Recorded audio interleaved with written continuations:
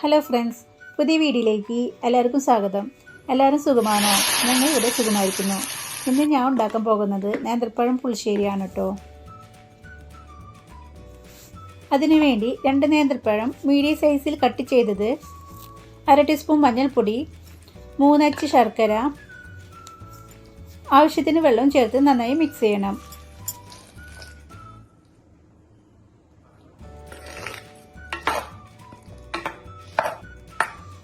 ഇനി അത് വെന്ത് വരട്ടെ, അപ്പോഴേക്കും അരപ്പ് തയ്യാറാക്കാം. ഒരു മിക്സിയുടെ ജാർ എടുത്ത് അരമുറി തേങ്ങ, 3 പച്ചമുളക്,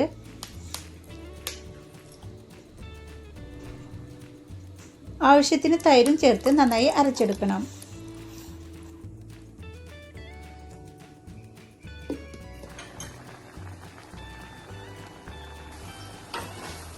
ഇനി നമുക്ക് നേന്ത്രപ്പഴം വെന്തോന്ന് നോക്കാം. നേന്ത്രപ്പഴം ഒക്കെ വെന്തു വന്നിട്ടുണ്ട്.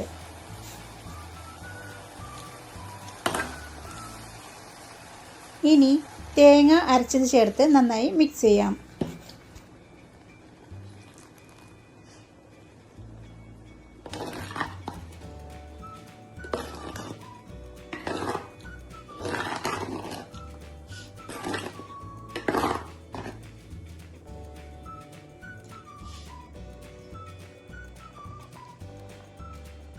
അതൊന്ന് നൊര വരുമ്പോൾ താളിച്ചൊഴിക്കണം. ഇനി ഒരു ചട്ടിയെടുത്ത് വെളിച്ചെണ്ണ ചേർത്ത് കൊടുക്കാം.